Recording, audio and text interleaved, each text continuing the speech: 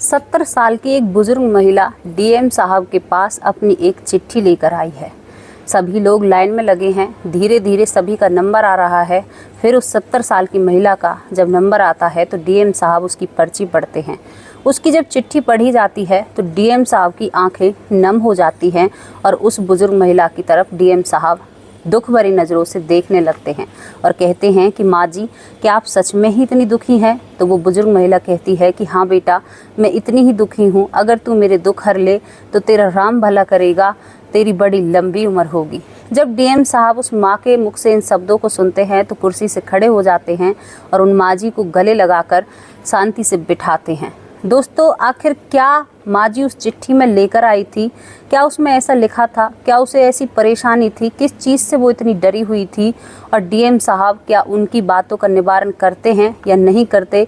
ये सब कुछ आपको इस स्टोरी में आगे जानने को मिलेगा। आगे पता चलेगा कि इंसानियत क्या होती है और संस्कार क्या होते हैं। संस्कारों का पढ़ा लिखा होने से या अनपढ़ होने से कोई लेना देना नहीं होता। ये तो केवल एक माँ बाप के संस्कार होते हैं जिन्हें बच्चा आगे बढ़ाता है। दोस्तों, ये स्टोरी उन बातों को दर्शाएगी जो हमारे घरों में होती हैं। शायद कुछ बातें सामने नहीं आ पाती। ये तो वो बातें हैं जिन्हें हम ढूंढते हैं या हमें मिलती हैं या ज़्यादा चर्चित हो जाती हैं जब माँ बाप कोई फ़ैसला लेते हैं या बेटे बहू कोई फ़ैसला लेते हैं। नमस्कार दोस्तों, स्वागत करती हूँ आप सभी का। हमारा यूट्यूब चैनल है वैष्णवी चौधरी के नाम से। इसी नाम से हमारा फेसबुक पेज है, आप उसे भी फॉलो कर सकते हैं।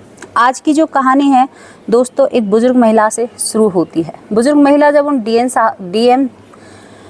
डीएम साहब के पास आती हैं तो डीएम साहब उस महिला के आंसू पोंछते हैं। एक चेयर बिछाते हैं और उस पर उस महिला को बिठाया जाता है।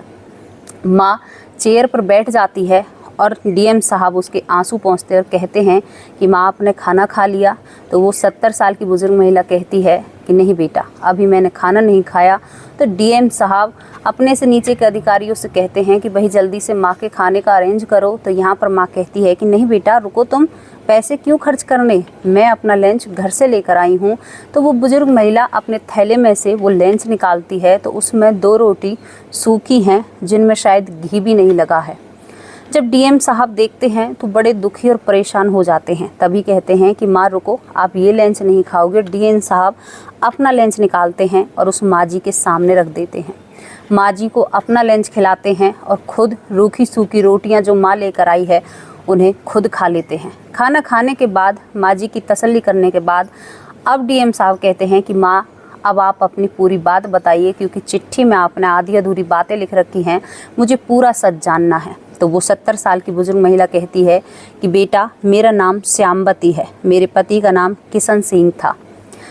हमारी दोनों की ज़िंदगी बड़ी अच्छी कट रही थी। हम पर एक बेटा था। बेटे की उम्र जब 10 साल की होती है तभी मेरे पति की मृत्यु हो जाती है। मेरे पति इस दुनिया से चले जाते हैं। फिर मैंने अपने बेटे को बड़े दुखों से पाला। बेटा, मैंने उस बेटे को जवान किया, दुखों से पाल पोस कर इतना बड़ा कर दिया कि मैंने उसकी शादी कर दी। शादी होने के बाद उसकी बहू घर पर आती है तो बहू थोड़े से तेज़ स्वभाव की होती है। बहू हमेशा चिड़चिड़ हर बात पर किया करती है, लेकिन मैं उन बातों को मायने नहीं रखती और मैं चाहती हूँ कि मेरे बेटे का घर बसे। अरे ऐसी बात नहीं है बेटा, मेरे नाम 20 बीघा ज़मीन भी है, जो मेरे पास प्रॉपर्टी भी है, लेकिन फिर भी वो लोग मेरी कदर नहीं करते। हमेशा बहू गुत्ती रहती है। मुझे तब तक कोई मलाल नहीं था, लेकिन अब बेटा अपनी पत्नी की साइड में मुझसे लड़ाई करता है और मैं बहुत दुखी हूँ। बात बात पर मुझे धमकी दी जाती है कि अगर तुमने ज़्यादा चिड़चिड़ करी, ज़्यादा हमें परेशान किया तो हम तुम्हें वृद्धाश्रम में छोड़कर घर आ जाएंगे। बेटा, मुझे डर लगा रहता है कि कहीं मुझे भी और बुज़ुर्गों की तरह वृद्धाश्रम में ना छोड़ दिया जाए। मैं वहाँ पर नहीं रह सकती। अब यहाँ पर डीएम साहब कहते हैं कि माँ जी, आप तो पढ़ी लिखी भी लग रही हो। तो यहाँ पर बुजुर्ग महिला कहती है कि हाँ बेटा, मैं उन टाइमों की 5वीं पास हूँ। तो यहाँ पर डीएम साहब कहते हैं कि आपने जो चिट्ठी लिखी है ना, वो काफ़ी खूबसूरत राइटिंग है, जो मानो अब तक भी आप उस पर काम करती हो, जो राइटिंग होती है। तो यहाँ पर बुजुर्ग महिला कहती है कि हाँ बेटा, मैंने अभी 2 साल पहले बच्चों को ट्यूशन पढ़ाना बंद किया है, वरना मैं नर्सरी क्लास के जो बच्चे होते हैं उन्हें ABCD सिखाया करती हूँ। डीएम साहब खुश हो जाते हैं कि एक इतनी अच्छी और बुजुर्ग महिला को कोई कैसे परेशान करता है। इससे आगे बुजुर्ग महिला बताती है कि बेटे बहू मुंह तक बंद कर देते हैं कभी कभी हाथापाई पर भी उतर आते हैं। तो मैं अब उन लोगों से काफ़ी परेशान हो चुकी हूँ और मैं अपनी अर्जी तुम्हारे पास लेकर आई हूँ। डीएम साहब माँ जी के आंसू पहुँचते हैं, क्योंकि जब वो अपनी भावनाओं को डीएम साहब के सामने रख रही थी ना, उसकी आंखों में आंसू थे। दोस्तों, एक माँ बाप को रुलाना कोई अच्छी बात नहीं है, लेकिन आजकल तो कोई ना माँ बाप को देखता है ना कोई घर परिवार को। वो रोती है तो डीएम साहब उसके आंसू पहुँचते हैं। सारा काम उन्होंने छोड़ दिया था और वो माँ जी के हाथों को अपने हाथों में लेकर कहते हैं, अपने सर पर रखते हुए, कि माँ तू चिंता मत कर, आज से तेरा एक बेटा नहीं है, तेरे 2 बेटे हैं। यहाँ पर बुजुर्ग महिला थोड़ा सा संतुष्ट होती है कि एक अधिकारी ने उसकी बात ध्यान से सुनी है और शायद अब उसके साथ कुछ अच्छा होगा। डीएम साहब इतने अच्छे थे दोस्तों, वो कहते हैं कि माँ जी अब आप घर नहीं जाओगे। अगर आपके बेटे बहू आप पर हाथ तक उठा देते हैं तो आप बिल्कुल घर नहीं जाओगे और आपको अब मेरे साथ मेरे घर चलना होगा। पहले तो वो नाइस ही करती है, कहती है कि नहीं बेटा, मैं आपके घर कैसे जा सकती हूँ। लेकिन जब ज़्यादा ज़बरदस्ती करने पर डीएम साहब की, तो वो बुजुर्ग महिला उसके साथ चली जाती है श्यामवती। जब डीएम साहब के घर श्यामवती जाती है तो वहाँ पर जो डीएम साहब की पत्नी थी, आप यकीन नहीं मानोगे, क्योंकि डीएम साहब ने फ़ोन कर दिया था, तो उस श्यामवती माँ जी का इतने अच्छे से मतलब इतने अच्छे से उसका वेलकम किया जाता है, स्वागत किया जाता है कि वो गदगद हो उठती है और कहती है कि इतने अच्छे लोग भी इस दुनिया में हैं क्या आज भी। और वहाँ पर डीएम साहब की पत्नी उसको अपने हाथों से सोफे पर बिठाती है, चाय पानी उसका फिर किया जाता है और उसको बड़े ही प्यार से रखा जाता है। दोस्तों, डीएम साहब कहते हैं कि माँ जी, उनकी गोदी में सर रखकर कहते हैं कि माँ जी मेरी माँ नहीं है, मेरी माँ काफ़ी दिन पहले चली गई और आज से आप ही मेरी माँ हो और आपको मेरे ही पास रहना होगा। बुजुर्ग महिला खुश हो जाती है, आंखों में आंसू ले आती है फिर, और डीएम साहब के सर पे हाथ फेंक कर बालों में कहती है कि बेटा तू मेरी कोख से पैदा क्यों नहीं हुआ, क्योंकि मैं अपने बेटे को देखती हूँ और तुझको देखती हूँ तो बहुत ज़मीन आसमान का फ़र्क है। डीएम साहब की पत्नी भी उस बुजुर्ग महिला के पैरों में बैठ जाती है और दोनों जने उनके पैर दबाने लगते हैं।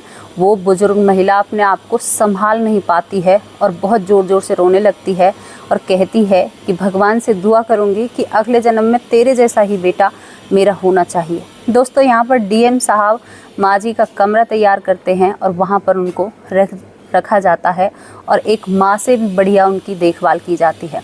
दूसरा दिन होता है, डीएम साहब इस माँ के बेटे और बहू पर एक्शन लेते हैं, महेश और सीमा, और इनको अब कोर्ट में कटघरे में डीएम साहब खड़ा कर देते हैं।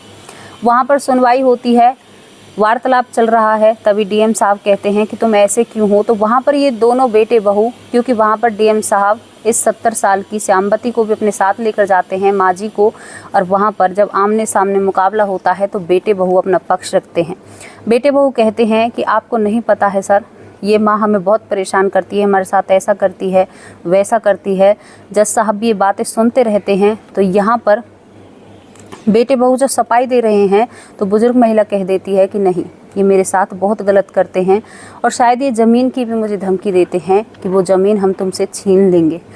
तो यहाँ पर जो 70 साल की बुजुर्ग महिला हैं वो कहती हैं जज साहब, डीएम साहब, पूरे सबके सामने कि बेटा मुझे ज़मीन नहीं चाहिए, वो तेरी है, तेरे बाप दादा की है, केवल मुझे तुमसे प्यार चाहिए था। वो जज साहब से अर्जी लगाती है, कहती है कि साहब मेरे बेटे बहू को छोड़ दिया जाए और वो जैसे जीना चाहते हैं वैसे जिए, क्योंकि मैंने कुछ अच्छे कर्म करे होंगे जो मुझे डीएम जैसा बेटा मिला और यही आज से मेरा बेटा है और ये मेरे बेटे बहू नहीं है। लेकिन यहाँ पर मैं ये चाहूँगी कि इन्हें कोई परेशानी ना हो। और जो ज़मीन का टुकड़ा है, तो डीएम साहब बीच में बोल पड़ते हैं, कहते हैं कि माँ जी आप चिंता मत करो, वो जो 20 बीघे ज़मीन है वो भी हम इन्हीं के नाम करेंगे। जब ये सब कुछ चल रहा था तो महेश की जो पत्नी होती है सीमा, इस बुजुर्ग महिला की जो बेटे की बहू होती है, वो उसकी तरफ ऐसे घूरती है कि मानो सास को आज ही बद्दुआ दे रही हो कि ये बुढ़िया मर क्यों नहीं गई। दोस्तों, ये सब कुछ होता है, वहाँ पर फैसला हो जाता है, उनको वार्निंग, स्ट्रिक्ट वार्निंग देकर छोड़ दिया जाता है। कानूनी कार्रवाई के हिसाब से जो ये श्यामवती थी, डीएम साहब इन्हें अपनी माता के रूप में ले लेते हैं, कागज़ों के हिसाब से भी, और इस माँ को बहुत अच्छे से डीएम अपने घर में रखते हैं। दोस्तों, ये स्टोरी थी, स्टोरी तो निकल गई, चली गई, हो गई, लेकिन क्या आपको पता है कितने माँ बाप आज हमारे बीच में दुखी हैं, कितने लोगों को दुख झेलने पड़ते हैं। और वो कुछ लोग तो ऐसे, ये तो माँ ने अपने प्रति आवाज़ उठाई तो सब कुछ बातें कानून के सामने रख दी, लेकिन कुछ लोग ऐसे भी तो हैं जो कानून को नहीं बोल पाते, नहीं कानून में जा पाते और शायद इस दुनिया से ही चले जाते हैं। कभी भी हमें अपने माँ बापों के साथ गलत नहीं करना चाहिए, क्योंकि बुढ़ापे में थोड़ी सी बुद्धि फिर जाती है बुज़ुर्गों की, तो उसको भी हमें एडजस्ट करना चाहिए। आप नहीं समझते हो, जब आप बच्चे होते होंगे तो आप भी तो गलत हरकतें करते होंगे या गलत व्यवहार आपका भी तो होगा, आप गाली भी दे देते होंगे, तो माँ बाप धमका कर छोड़ देते हैं, प्यार से समझाते हैं, तो उसी तरह आप क्यों नहीं अपने माँ बाप को ट्रीट करते। दोस्तों, ये स्टोरी थी, स्टोरी की तरह ख़त्म हो गई। आपकी इस पर क्या राय है, अपनी राय कमेंट बॉक्स में ज़रूर रखना। कल फिर हाजिर होंगे